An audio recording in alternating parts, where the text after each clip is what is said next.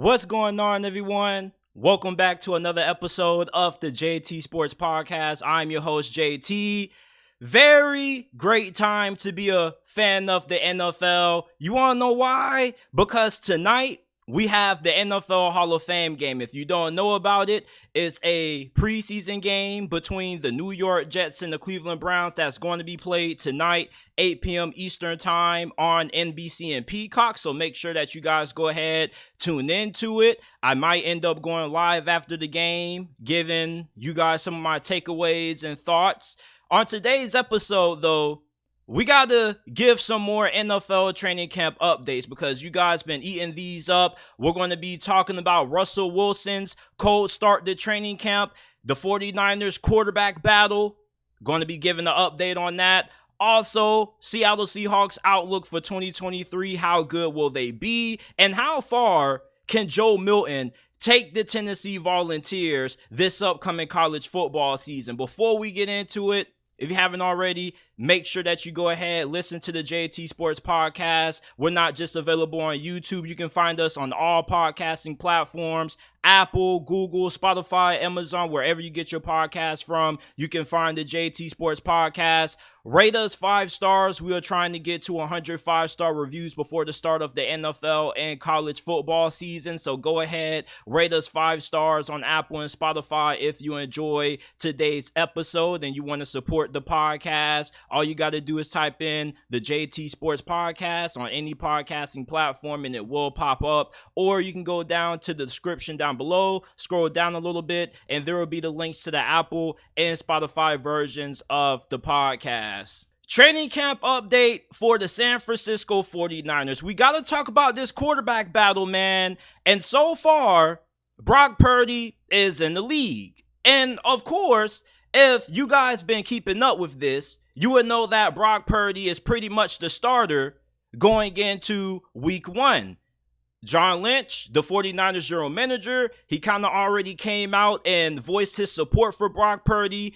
You look at how well Brock Purdy performed last year. He took the 49ers all the way to the NFC Conference Championship game, so he pretty much has earned the right to be labeled the starting QB, at least for this moment.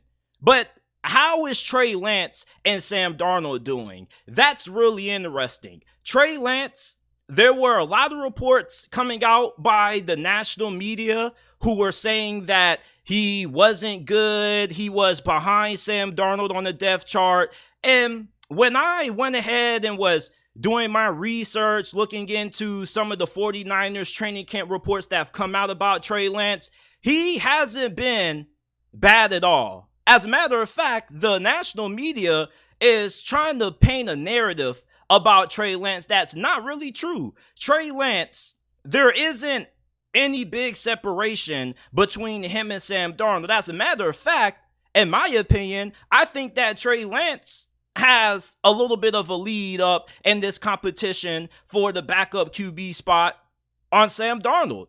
And Trey Lance, when you look at how he's performed so far throughout training camp for the 49ers, he's been up and down. He's had some good days and he's also had some really bad days.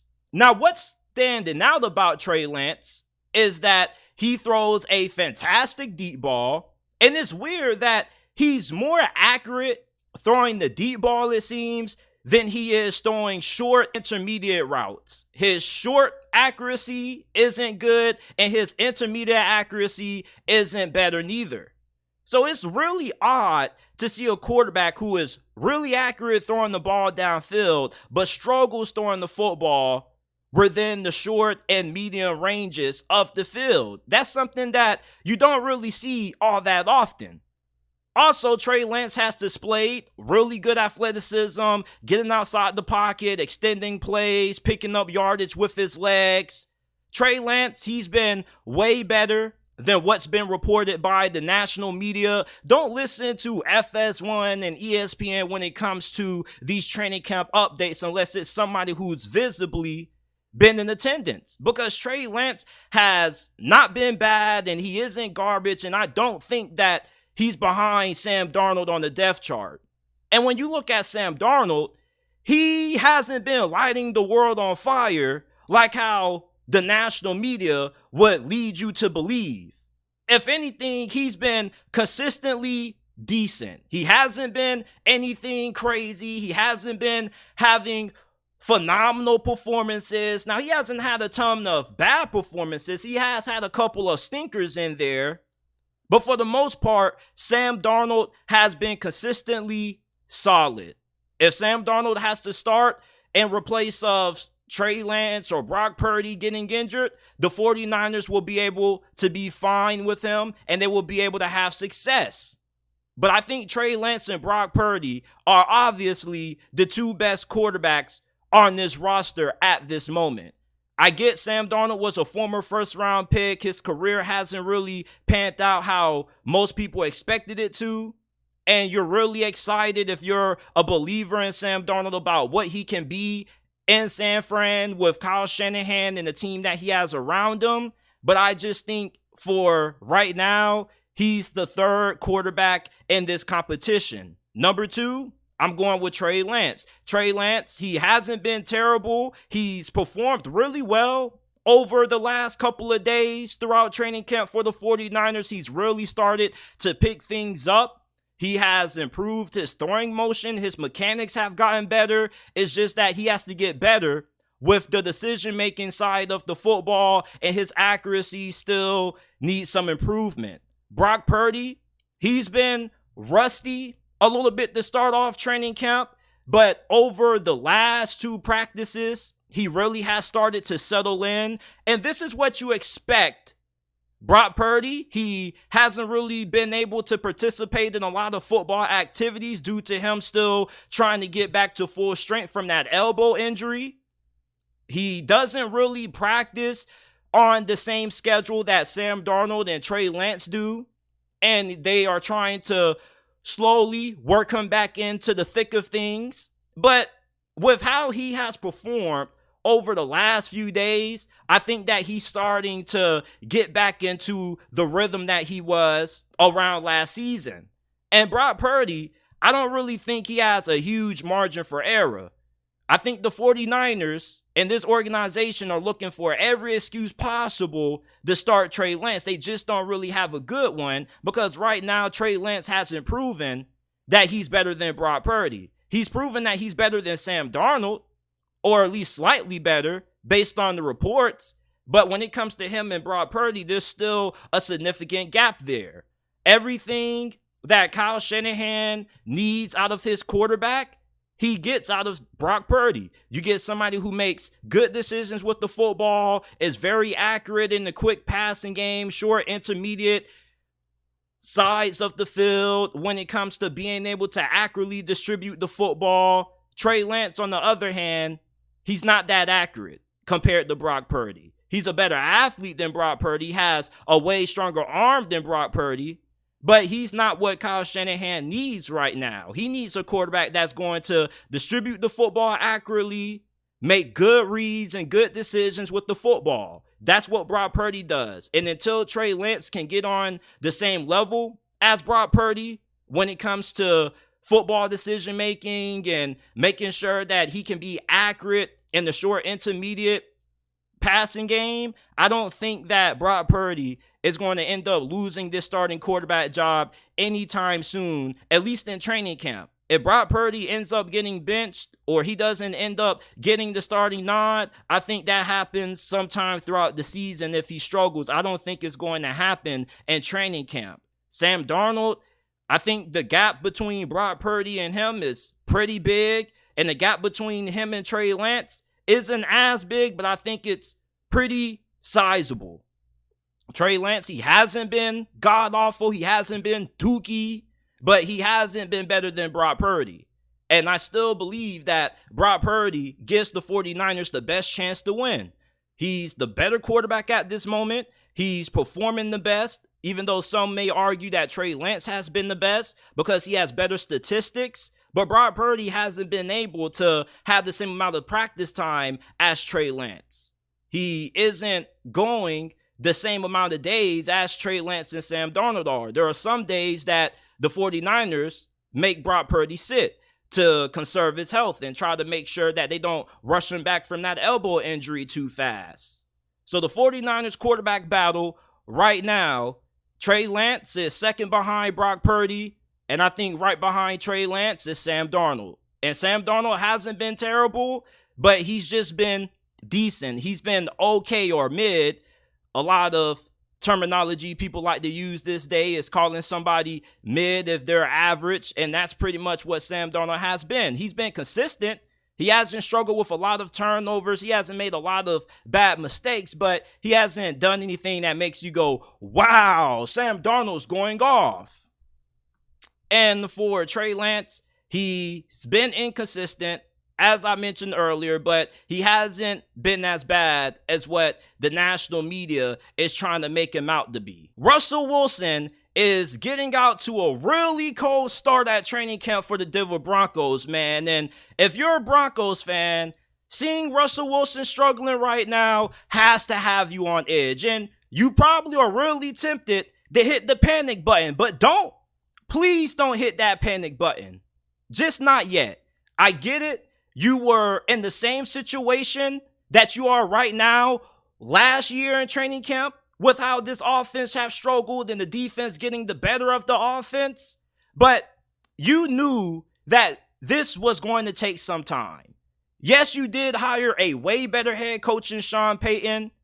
And yes, most of us believe that Sean Payton is going to be able to rehabilitate Russell Wilson's career. But this isn't something that's just going to work right out the gate. And for Sean Payton, he's been really supportive of Russell Wilson and the development that he's making when it comes to learning this system, getting more comfortable in this offense. And even Sean Payton, he's still trying to get comfortable with Russell Wilson. Russell Wilson had a practice session where he threw 2 interceptions. And Sean Payton, when he was asked about Russell Wilson and those turnovers and how Russell Wilson has got out to a cold start, he said that he's not worried about it because he is going with a schedule that is going to find out or try to figure out what plays work, what plays don't work, what plays are Russell Wilson the most comfortable with, which plays are uncomfortable to him. So there's a learning curve for not just Russell Wilson, but also Sean Payton. They have to get a better understanding of each other and trying to figure out, what works for who. For Russell Wilson, this was somebody who made a living off improvising and making a lot of things happen out of structure. Sean Payton, he had a quarterback that's probably one of the greatest all time in playing in structure, Drew Brees. Prime definition of a system quarterback, and he was a damn good one. And when you look at Russell Wilson, this is somebody who doesn't really play well in structure. So there has to be a balance that has to be worked out between the two. Sean Payton has to build an offense that still goes for his main philosophies, which is ball control, running the football, taking care of the rock, not having a lot of turnovers, being efficient. But at the same time, he also has to build an offense that gets Russell Wilson comfortable with what he does best, which is getting outside the pocket and making a lot of big plays downfield. So there has to be a balance. And right now, I think that Sean Payton is trying to find that balance, figuring out what works well for Russell Wilson, but also what works well for him as a play caller.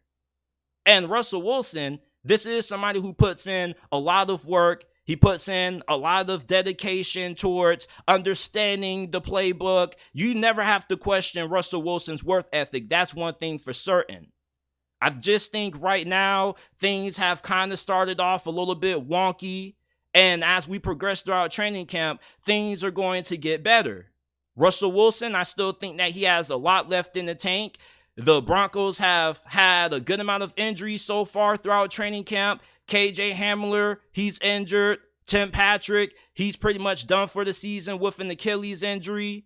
So there's been a lot of things that not just Russell Wilson has had to overcome, but this whole entire offense. Russell Wilson isn't the only person struggling. It seems like people are trying to make it seem like Russell Wilson is the only person struggling in training camp. This whole entire offense has gotten out to a cold start. The defensive line has been getting the better of the offensive line. Russell Wilson hasn't had a lot of time to sit back and throw the ball a lot, at least with him not having pressure in his face. And these receivers have been a little bit inconsistent at times with catching the football. So it's not just all on Russell Wilson for why the Broncos offense has struggled so far in training camp. It also is due to the other pieces around him. Jerry Jeudy's been really good, but outside of him, it's been some inconsistency at that wide receiver position and on the offensive line, which the Denver Broncos were hoping that they had improved. But so far, that offensive line still hasn't started to mesh well with the additions that they brought in, such as new offensive tackle Mike McGlinchey. But looking at Russell Wilson with Sean Payton, you got to understand that this is something that isn't going to work right out the gate. It's going to take time. And if you're a Broncos fan and you have faith that Denver is going to have a good season this year, it's not because you believe that Russell Wilson is going to bounce back, but it's due to the fact that you believe that Sean Payton is going to put Russell Wilson in the situation that allows him to have a bounce back season. Really, you don't have faith that Russell Wilson can bounce back, but you have faith in Sean Payton. So therefore, you got to trust Sean Payton. If anybody asks you, hey man, like, why do you got so much confidence in the Denver Broncos despite how bad Russell Wilson has been throughout training camp? If you're a Broncos fan, your response needs to be Sean Payton. I trust Sean Payton. And if you're a fan of any other team and you're trying to question if this Russell Wilson thing is going to work or not, you got to have the same mentality also. A lot of people overlook the importance of having a great head coach. Sean Payton is one of the greatest offensive minds that ever coached this game. He's going to find a way to get the most out of Russell Wilson. He's going to put him in an offense that's going to suit their needs.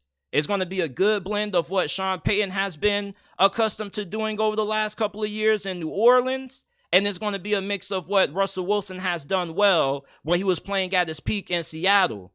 I remember watching an episode of The Herd when Sean Payton was on, and he was talking about if he was coaching Denver at that time last year, he would turn on Russell Wilson's film of some of his greatest hits, figure out what he was doing, what he was comfortable with in the offense that had him playing at a high level, and look at his lowlights from last year and try to figure out what has led to Russell Wilson not playing well and try to figure out how to get him playing back at the level that he was with the Seattle Seahawks, which may involve, implementing things that Russell Wilson was comfortable with when he was at his peak playing for Seattle. Russell Wilson struggling in training camp shouldn't alarm any Denver Broncos fans. You guys just need to relax. Let training camp continue to play out. The preseason is just around the corner. This isn't something that you is going to snap your fingers and just see immediate improvement. Sean Payton, his offense isn't the easiest to learn. There's a lot of nuance to it. It's a little complex. And Sean Payton, as a play caller, he's doing process of elimination. He pretty much has a schedule of plays every single day that he wants to test out during training camp to see which ones work, which ones don't work, and which ones possibly could work in certain situations. So don't trip out about Russell Wilson having this cold start. It's training camp. It's not about how you start. It's about how you finish. And if you're a head coach, you rather your quarterback have a strong finish to training camp and have a lot of momentum and confidence going into the season versus him having a fast start to training camp and then slowing down with the regular season approaching. So I'd rather Russell Wilson have these struggles early, continue to learn and grow for them, and continue to get better versus him having a fast start and then slowing down and getting cold near the end. Don't hit the panic button if you're a Broncos fan. There's a lot of training camp to go. Yeah, the days are winding down until week 1, but there's still a lot of time left. Training camp is about trying to get the kinks out, trying to build chemistry, trying to better understand your personnel if you're a head coach, trying to understand what your head coach wants from you as a player. So don't overreact to some of the early reports that are coming out about Russell Wilson struggling in training camp. He hasn't been completely bad. He has had a couple of solid days. But the main thing that has hindered Russell Wilson so far throughout training camp has been his decision-making and his accuracy. And the performance of the offensive line has played a role into that, with how this defense, according to reports, has been getting advantage of them. So the Denver Broncos, their offensive struggles aren't mainly due to Russell Wilson. As a whole, this offense just is kind of starting out on the wrong foot, and this defense is balling out. So either the Denver Broncos are going to have one of the best defenses in the NFL, or this offense may be trash according to certain people, with the perception that they have about Denver right now based on these reports coming out. Like I was telling my homeboy, I was like, you got to chill, man. You got to learn that training camp is not about how you start. It's about growing and getting better every single day. So when you get into the regular season, you're ready, you're playing at your highest level possible for an early season start, and you're hoping that, your early struggles in training camp lead to you improving, learning from those mistakes, and hopefully you end up having a hot start to the season, coming off a hot finish to training camp. That's why they said, even though the rabbit starts out fast, the turtle still wins the race. The reason for that is because the tortoise doesn't rush anything. The tortoise does everything at his own pace. If you're the Denver Broncos, your offense may not be clicking on the same level as some of the other offenses in training camp right now that are performing really well. But it's not about that. It's about trying to find what works for you as a play caller. If you're Sean Payton, if you're Russell Wilson, it's trying to get more comfortable in Sean Payton's system. Same thing with all the other players on the offensive side of the football. Everybody's going through a little bit of an adjustment period. And when that adjustment period ends and these players are super confident and they have a good understanding of Sean Payton's offense, I expect this offense to ramp up the production, and I expect Russell Wilson to do the same. So don't panic if you're a Denver Broncos fan about these early training camp struggles. The Carolina Panthers named Bryce Young the starting quarterback really early into training camp, and there were Panthers fans and fans who were rooting for other teams saying that the Panthers made a mistake naming him the starting QB this early. They should have made him work for it a little bit more, and I gotta strongly disagree with that. Here's why. If you're Frank Reich, and you already know that Bryce Young is your guy, and you've already seen enough out of him to make you comfortable enough to name him QB1 early in the training camp, then you pretty much have seen Bryce Young play at a high enough level in minicamp and learn a good amount of the offense that he needs more first-team reps to continue to build more chemistry and rapport with his teammates. You see, the problem with these quarterback battles that people hardly ever talk about is that you're kind of hindering the guy who you feel is the better option. If you have the better quarterback splitting reps with somebody else due to a QB battle, you're kind of hindering him. They say competition brings the best out of people, but in certain situations, if there's a quarterback that's obviously outperforming the guy ahead of him, or if there's a quarterback that's obviously performing at a high level, and he has shown that he's the better option, you start him and you make sure that he gets a good amount of reps, and you make sure that he gets a lot of opportunities to build chemistry and camaraderie with his teammates on the first team. You see, you don't want a situation where you're splitting reps between Andy Dalton and Bryce Young has already proven he's the guy, but you want to take the old school approach and try to feel like competition is the best for everything when it's not, because you're holding back a rookie quarterback from getting those reps that he needs to improve. You see, training camp is where you make your mistakes and you learn from them. If you're Bryce Young, you're a rookie. You rather make mistakes in training camp versus making these mistakes in the game. And him being a young quarterback, he needs these opportunities to mess up so he can learn from them versus him making these mistakes and learning from them in the game and you ended up coming away with L's. Starting Andy Dalton, okay, if you felt Bryce Young wasn't ready, cool, you roll with Andy Dalton. But if Bryce Young has obviously proved that he's a better option than Andy Dalton, you start him. You taking away meaningful reps away from Bryce Young because you want to make him earn it is stupid.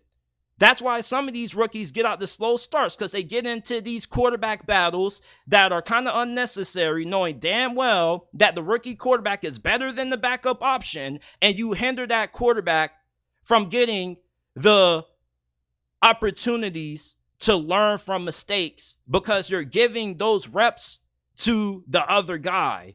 You see, in these quarterback battles, these reps are limited. These quarterbacks are probably throwing no more than 20 times during a training camp session. Rather that be 7-on-7s and then they move to 11-on-11 or 7-on-9, doesn't really matter. These reps count.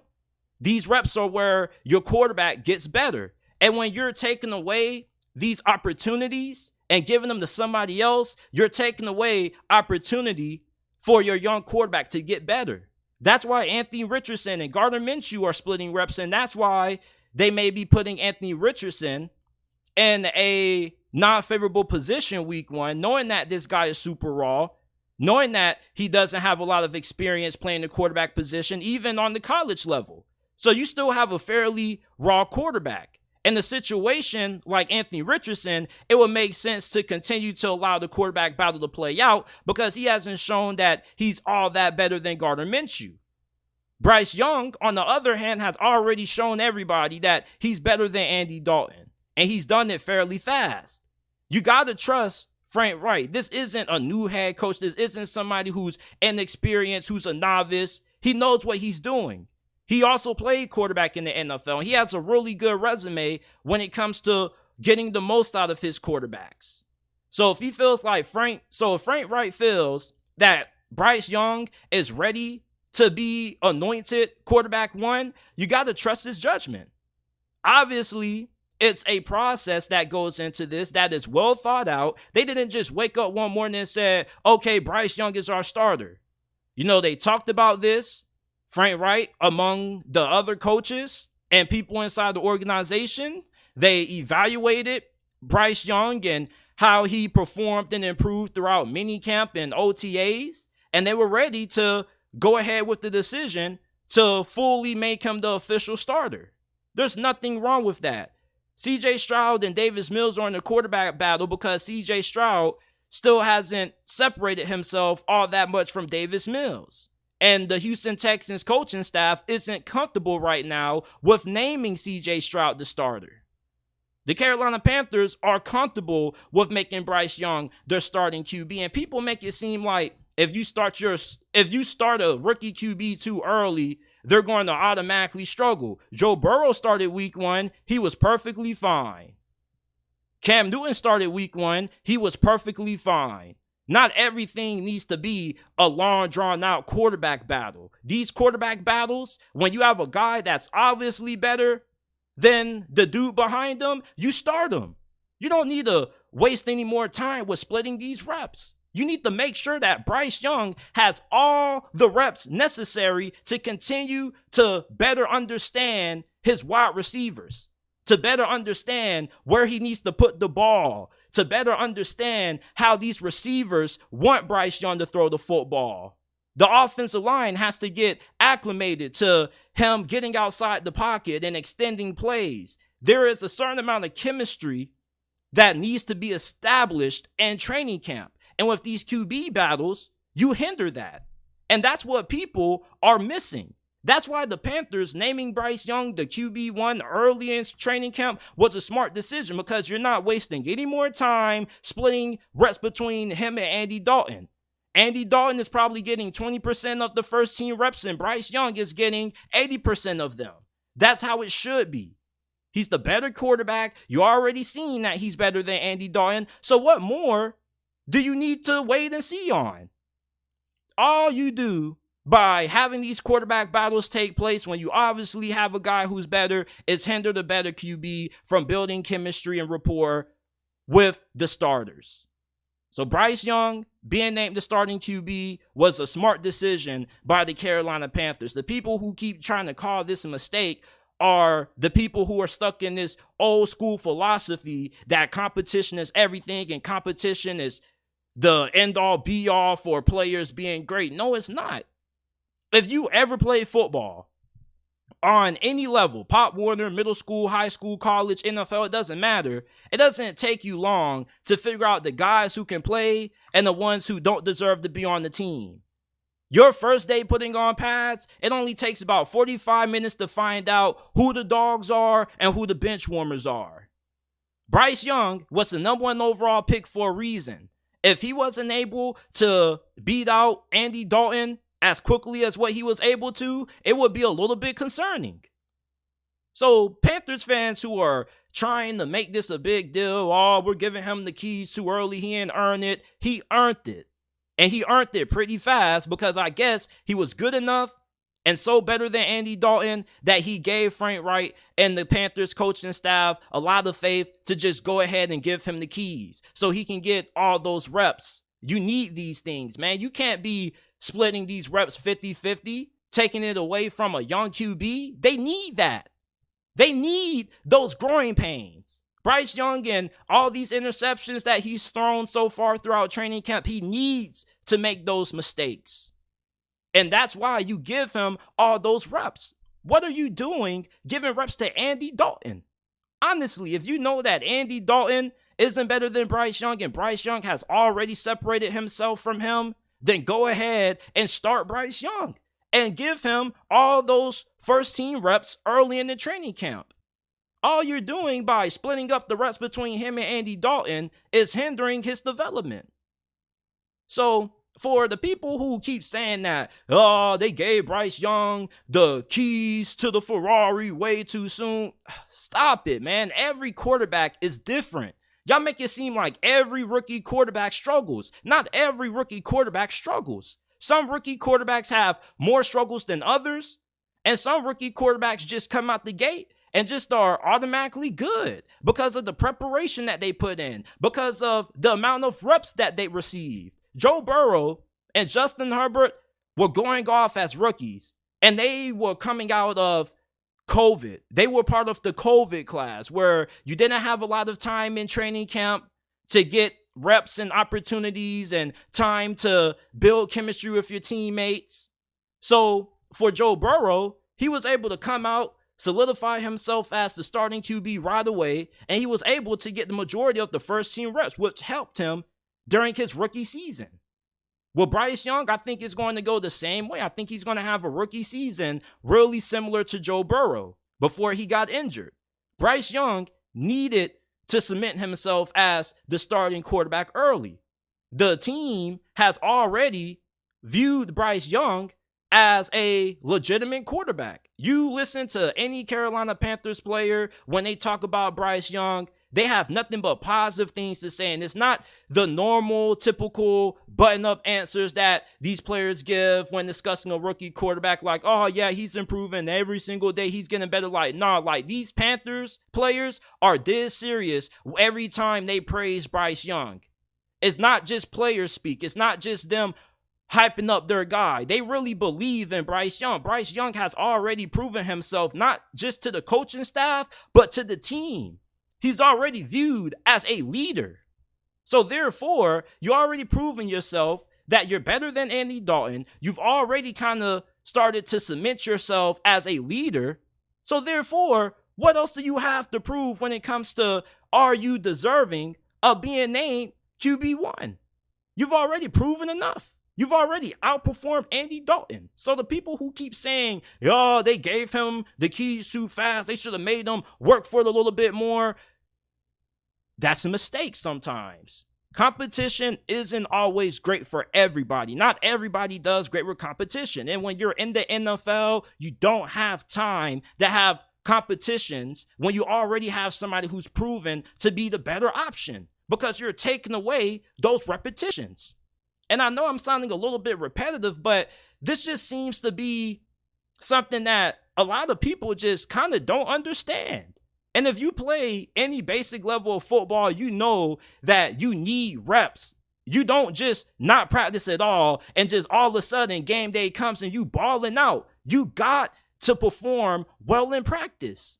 And you need all the opportunities you can get to get comfortable. Whether you're learning a new offense or have a new quarterback or whatever, repetition is everything. And when you split those reps, you're taking away the opportunities for somebody to get better and grow. You don't need to see anything out of Andy Dalton. Andy Dalton isn't better than Bryce Young, obviously, if Bryce Young has already separated himself this fast. Same thing with the New England Patriots. When they went ahead, cut Cam Newton, and named Mac Jones the starter, it didn't take long for Mac Jones to separate himself. And you know what they did? They just said, you know what? Mac Jones has just separated himself so far away from Cam Newton that we might as well just get rid of Cam so we can go ahead and give him the majority of the reps. You remember Trevor Lawrence rookie season when him and Gardner Minshew were in a quarterback competition, supposedly, all the way until, near the tail end of preseason? It was kind of a waste because we already knew that Trevor Lawrence was going to start week 1. And he already, according to reports, was performing better than Gardner Minshew at that time. So therefore, why continue to go on with the quarterback battle? All you did was put your rookie quarterback at a disadvantage because he didn't get all of the first team snaps. More first team snaps for a rookie quarterback gives him more opportunities and more time to better understand his teammates.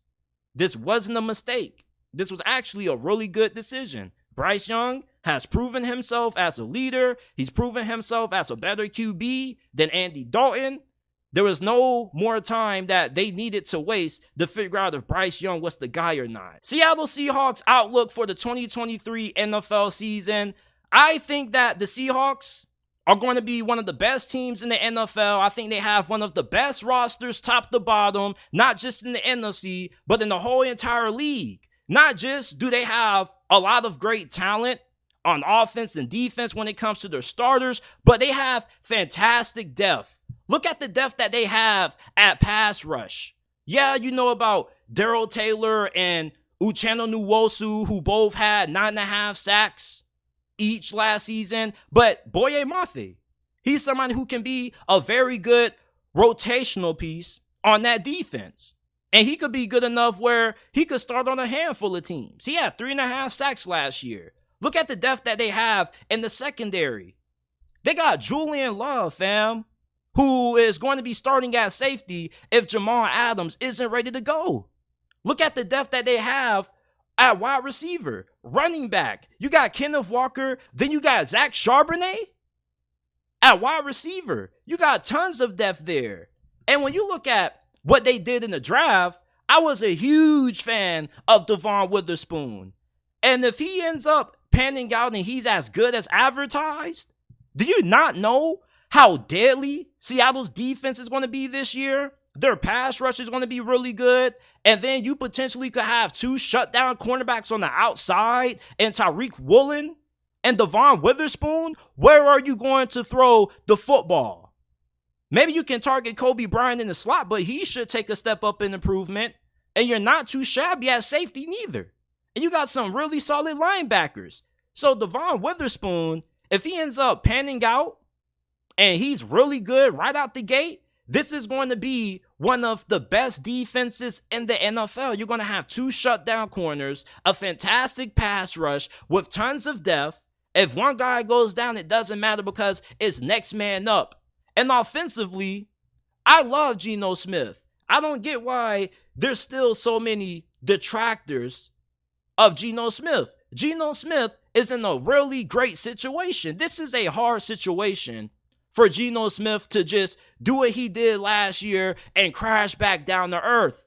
They got a better team this season than what they had last year. And remember, around this time last year, most of us expected Seattle to be competing for the number 1 seed in the NFL draft. So if Geno Smith can do what he did last season with the roster that Seattle had with all the young players, think about what he's going to do this year with an offensive line that's going to have 2 young tackles going into their second season, and Abraham Lucas, Charles Cross. So the offensive line play should be way more consistent this year. They also have a rookie center that they drafted out of Michigan, and Alua Timmy. I'm really looking forward to see what he's going to do come preseason if he can end up winning that starting center job. You got a incredible group of wide receivers. Seattle already had one of the best receiving corps in the league, and all they did was get better by drafting JSN out of Ohio State. You got JSN in the slot, DK, Tyler Lockett on the outside, and then look who you got at tight end, Noah Fant. I mean, who is going to stop this passing attack? You can't double team one guy because you double team DK Metcalf, you're going to get ate up by JSN or Tyler Lockett. And if you want to double team JSN, you're going to get ate up by DK and Tyler Lockett. Like, this is a really, really good situation that Geno Smith is in right now. He has to be really awful for him to regress this season. And the Seattle Seahawks, overall, I think that they have a better team than the 49ers. The 49ers may have more initial talent. They may have a better offensive line, more talented players that start for them on defense, but I don't think they have more depth than Seattle. Injuries are one of the biggest parts of the game. And the teams that go the furthest normally are the ones that can overcome injuries because they can have multiple guys step up and produce at a solid level. Look at the Philadelphia Eagles. They had injuries. Kansas City had injuries. Teams always have injuries. The teams that make it the furthest are the teams that can overcome them with their next man up mentality because they got good depth. And that's something that the majority of teams in today's NFL don't have because they're spending so much money on their star players that they can't afford to have okay depth if one guy goes down. The Seattle Seahawks, since they've drafted so well, they have tons of depth. And plus, they also have a good amount of savvy veterans. They brought back Bobby Wagner. Bobby Wagner is far from washed. Did you see him with the LA Rams last year? Outside of Aaron Darnold, he was their best player. And it wasn't by a pretty big or small margin. Like, without a doubt, Bobby Wagner was the Rams' second best player on defense outside of Aaron Donald. Some may say Jalen Ramsey, like, Bobby Wagner was a real dog for the LA Rams last season. And he's back in Seattle with Jordan Brooks coming off arguably the best season of his career. You got Devin Bush, who is going to be some really good depth. Former Steelers player. I'm still a big fan of Devin Bush, even though he wasn't the same player coming off that injury that he was prior. I still love him as a player, love him as a person. I think him going to Seattle was a really good place because Seattle has a really good culture. And the kind of culture that Seattle has allows them to bring in guys like Devin Bush and give them second opportunities, and they're able to cash out on it.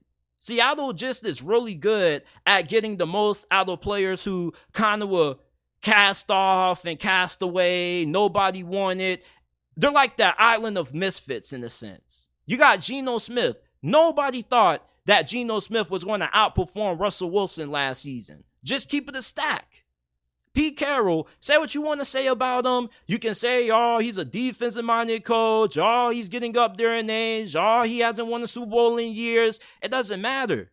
Look what he has done in just a span of a few years after they got rid of Russell Wilson. They flipped Russell Wilson and turned them into a Super Bowl caliber team. And this season, I'm looking at their schedule. I don't really see too many teams on paper that are better than Seattle. And the best case scenario for the Seattle Seahawks, I think, is 14 wins, honestly. And their worst case is 9 wins. And I think that the Seahawks are going to make it to the Super Bowl this year. As a matter of fact, if you guys have watched my record predictions for this season, you guys would know that I have the Seahawks losing in the Super Bowl to the Cincinnati Bengals in a very close game. You need to stop overlooking the Seahawks, man. This is a really good roster. They have the best young roster in the whole entire NFL. They have done an incredible job of trading Russell Wilson and making sure that they can make the most out of the assets that they got in return for him. I don't get why the Seahawks aren't getting talked about enough when it comes to the Super Bowl conversation, because I believe they're arguably just as good as the Philadelphia Eagles. And you may say, man, JT, stay off the weed. But I strongly feel this way. Like, really look at this roster. This is one of the most complete rosters in the league going into this year. Great at receiver. 2 really good offensive tackles. They very well could have the best offensive tackle duo in the NFL this season. Great depth at running back. You got a veteran QB who, with the time that he has around him, he can win the Super Bowl. You see, I hate when people try to say a quarterback can't lead a team to a Super Bowl because he just has this cap. Guys like Dak Prescott, Kirk Cousins are guys who people feel aren't capable of being able to lead a team to the Super Bowl. And it's kind of wrong. If you give Kirk Cousins and Dak Prescott and a Geno Smith the right situation, they can take a team to the Super Bowl. Brock Purdy took the 49ers to the NFC Championship game, fam. Jimmy Garoppolo went to the Super Bowl with the 49ers and almost went again. So you mean to tell me the 49ers can go to a Super Bowl with Jimmy Garoppolo, but Geno Smith can't take Seattle to one with the team that he has around him, with one of the best receiving corps in the NFL, with a great offensive line, with a great running back in Kenneth Walker, and he could have an eventual top 10 defense this year? You mean to tell me that Seattle doesn't have the infrastructure in place for Geno Smith to be good enough to win a Super Bowl? I think you're tripping. And secondly, look at the quarterbacks in the NFC. Other than Jalen Hurts, who else do you think is as good as him? Nobody else. The NFC isn't this homestay for great quarterbacks. The only elite QB in this conference is Jalen Hurts, and then it's everybody else. And if I had to rank my 2 other quarterbacks behind Jalen Hurts, Geno Smith would be one of them. Geno Smith is a real dog, and although he just had 1 season of success, you want to see it proven on a longer basis, on a more consistent basis. Geno Smith wasn't expected to do anything last year. Anytime you have somebody overexceed expectations, that shows you not only what they are as a player, but as a person. Geno Smith put in a lot of work and effort to put up the kind of season that he did last year for Seattle. And I don't think he's just all of a sudden, a year later, going to go from this great story to reverting back to what he was prior. This is too good of a team for Geno Smith to not be able to potentially take them to the Super Bowl. Now, I'm not saying he has to take them to the Super Bowl, but what I am saying is that he's more than capable of leading Seattle on the postseason run. We've seen quarterbacks that have been way worse than Geno Smith take their team to the Super Bowl with talented rosters. Imagine if Seattle had imagine if the 49ers in the Super Bowl that they lost to the Kansas City Chiefs, instead of having Jimmy G, had 2022 Geno Smith. Do they beat Kansas City? I think they do. I feel really good about the Seattle Seahawks this season. And not just going into the 2023 NFL season, but I feel good about the future of where this franchise is going to be at for over the next 4 to 5 years. With how well they've drafted, how well they've constructed this roster, they're going to be in the Super Bowl conversation for the next couple of years due to all the young players that they have on rookie deals, which is going to give them a lot of cap space to be able to go in free agency and sign more marquee free agents. Hell, they already signed one of the more underrated defensive tackles. And I'm looking at Seattle's defensive line. This defensive line is low-key underrated. This is a really good unit that they have. And they also picked up a really good DT from free agency who used to play for the Denver Broncos. I'm trying to think of his name right now. I might have to just go ahead and look it up, man. Y'all bear with me. I got to find it. I can't believe I forgot his name. He was a monster. Jaron Reed, he's really good. And then you also pick up Draymond Jones. Jaron Reed, he's solid. I think he's really good against the run. You look at Draymond Jones lining up on the opposite side of him on the D-line. This dude, not only is he solid against the run, but he's really good against the pass. And yeah, he may not have, the Forrest Buckner or Aaron Darnold kind of numbers, but Draymond Jones, to get a defensive tackle that can give you the kind of production and the pass rush department that he can, is a really good pickup. You're not going to find too many defensive tackles that can consistently give you 6-5 sacks a year. You feel me? If you can get 6 sacks a year out of your defensive tackle, that's great. 10 plus a year out of your DT is elite. But when I'm looking at Draymond Jones, this dude is a tad below that. And even if he isn't playing D tackle, even if he's playing, defensive end, wherever they want to line him up at on the defensive line, this dude can play nearly anywhere on the D line, in my opinion. He has a lot of versatility. I'm a big fan of Draymond Jones. This dude was one of the most underrated free agency signings out of the whole entire free agency period. And nobody really talked about it. And I think that he's going to have a big impact on that Seattle Seahawks pass rush that's already nasty with Uchenna Nwosu and Darrell Taylor. And then you got Boye Mafe and Derek Hall, rookie out of Auburn. Like, y'all keep sleeping on the Seattle Seahawks all y'all want to. You can keep saying I'm overrating them, I'm gassing them up, but this team is going to surprise a lot of people once they get into the playoffs this year, man. Joe Milton, how far can he take Tennessee this season? We saw what he did in the Orange Bowl against Clemson. 3 touchdowns, 251 passing yards, completed 67.9% of his passes. He was looking like him out there. And going into this upcoming season for Tennessee, I think that he's going to ball out this year. And I think he could be better than what Hendon Hooker was. And I know that's a really bold statement, given the fact that Hendon Hooker was one of the most efficient quarterbacks in America, one of the best in all of college football, and he should have won the Heisman last year. But Joe Milton is more talented than Hendon Hooker on pretty much every single level. He's a better athlete. This dude has incredible size, and we already know about the damn arm he has. Oh my God. Have y'all seen some of the clips that have came out over this offseason with Joe Milton throwing the damn football? I think he was at the Peyton Academy and he was letting that thing loose. It's like, damn, he threw the ball nearly 125 yards. I don't know what Joe Milton does for his arm workout, but he got to give us the sauce, man, for real.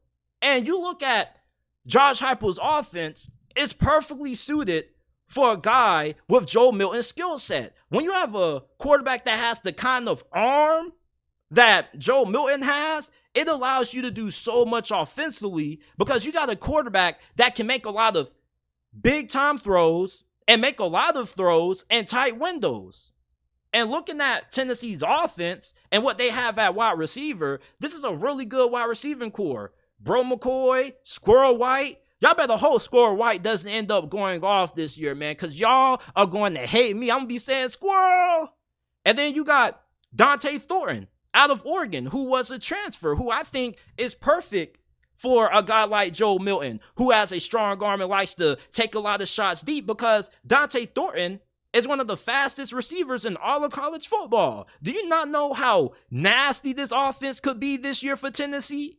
And for all those Michigan fans that got this weird obsession with, following Joe Milton and just hating on him, just because he didn't work out for Michigan doesn't mean he's not going to work out for Tennessee.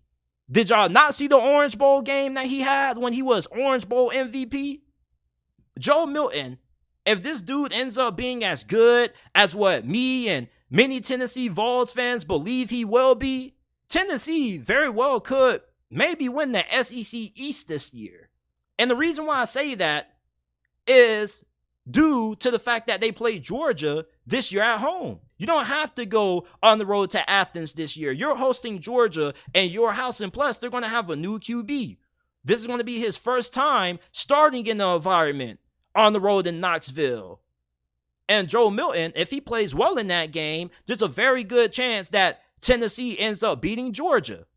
One important thing that you got to have success against Georgia is a quarterback that can make high-level, big-time NFL throws, and that's what Joe Milton can do.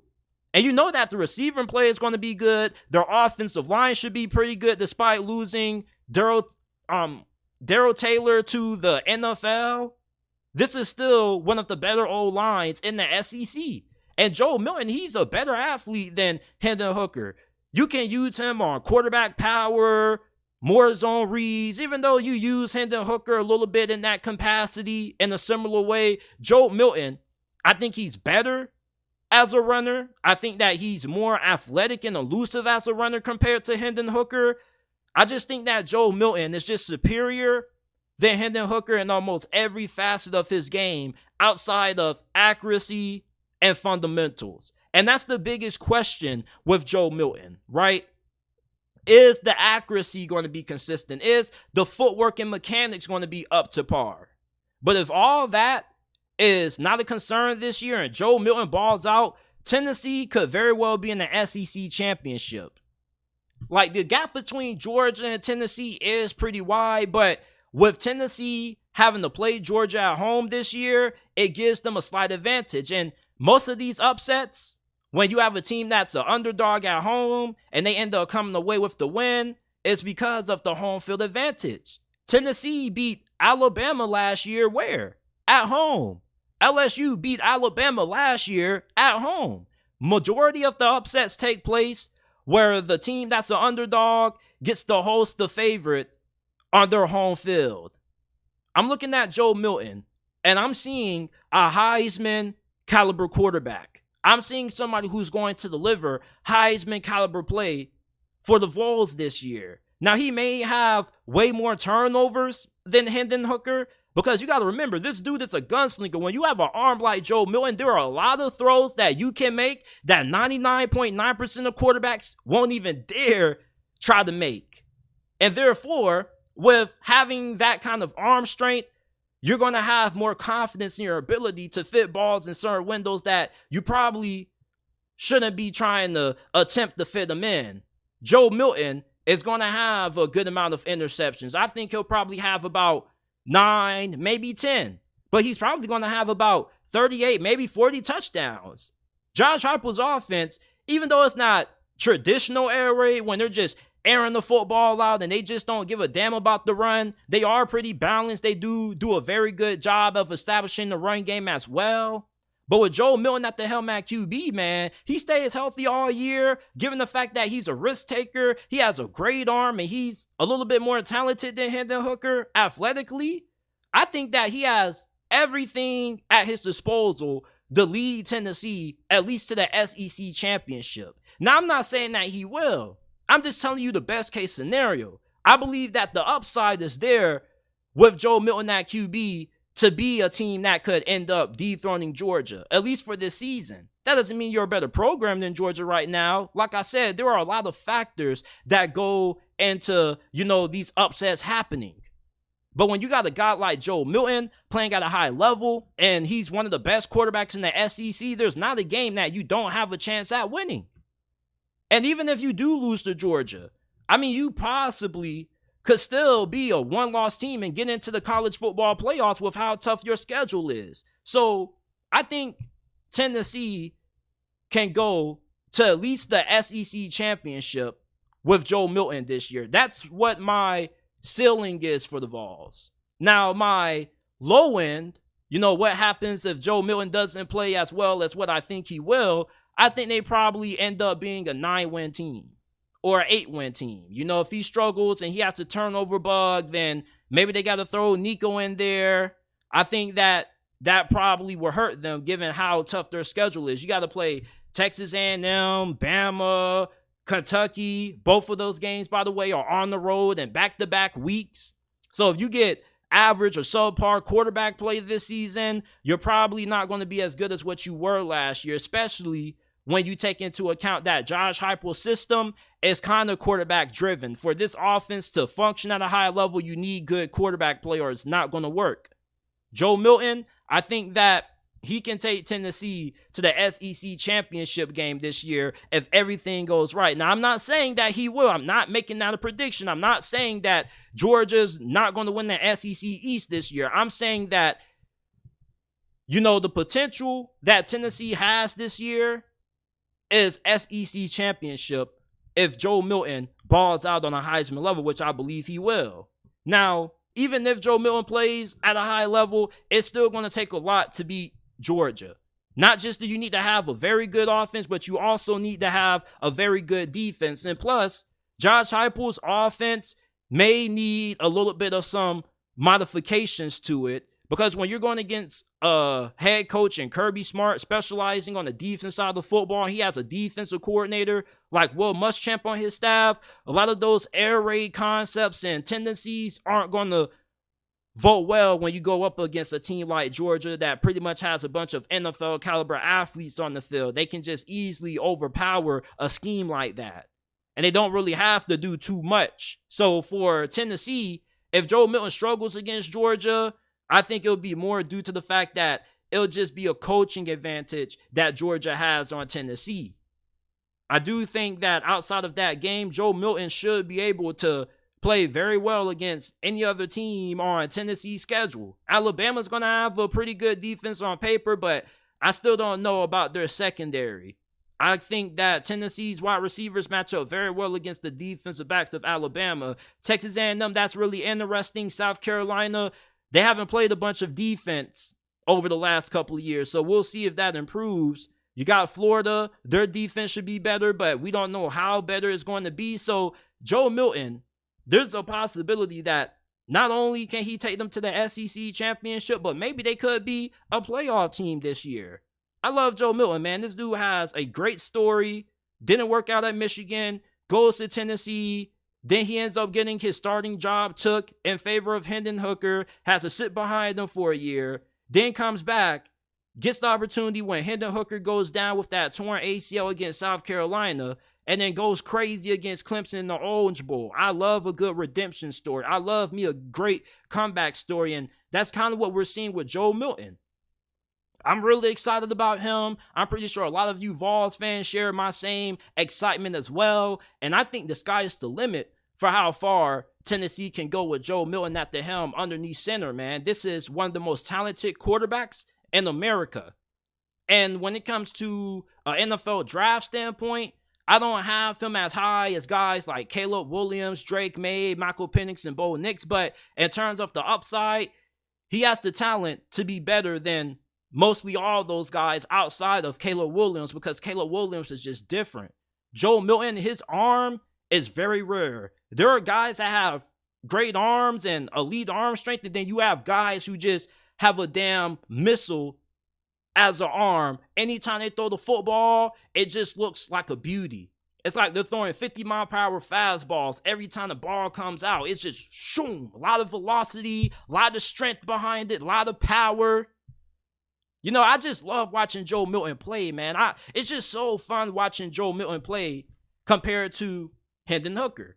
Hendon Hooker was methodical. He was consistent. He was somebody that was really decisive. He could pick apart defenses, and he was really good in that system. But when you got a quarterback that's juiced up like Joe Milton, 6'5", with 100 overall arm strength, it just takes an offense like this to a different level. So I think Joe Milton, man, y'all sleeping on him. There are a good amount of people who don't believe in Joe Milton.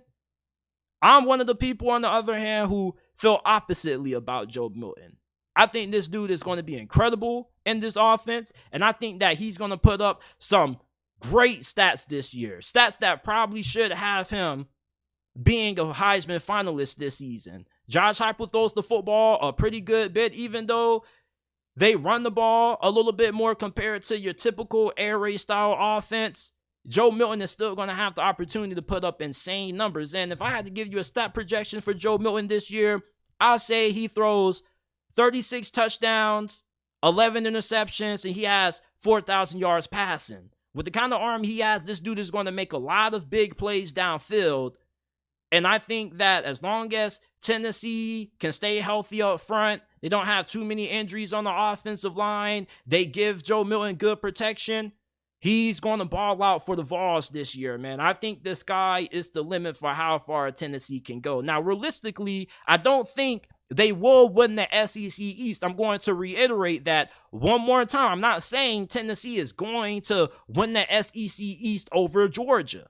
I am saying, however, in terms of how far Tennessee is capable of going this year, how far he can take this team, I think it could be SEC championship or potentially the college football playoffs if everything goes well. This dude is a freaky athlete, and he's one of the craziest quarterback prospects that I've seen in a very long time. Yeah, he may not have a high football IQ. He may struggle going through his reads and progressions from time to time. But overall, those things can be coached. When you look at his skill set and his talent, this dude is one of the most talented quarterbacks in all of college football. If we're just throwing stats and production aside, and all these quarterbacks had 0 career passing yards and no touchdowns and no accolades, and we just had to judge them based on physical traits, Joe Milton probably would be the second most talented quarterback in college football this year, right behind Caleb Williams. He is that freaking good and that talented. And if this dude ends up being as good as what many Vols fans are hoping he will be, you better be really worried if you're a Georgia fan or Alabama or Kentucky or whoever you play, because a guy like Joe Milton, if he gets rolling, he's really hard to stop. There's pretty much nothing you can do to stop a dude like Joe Milton. He has a really good ability to extend plays, get outside the pocket, and pick up yards with his legs. He isn't the kind of athlete that Anthony Richardson is. He probably runs like a 4.6 or maybe, 4.7. But in terms of his arm strength, oh my goodness. This dude has a dynamic, long, extensive.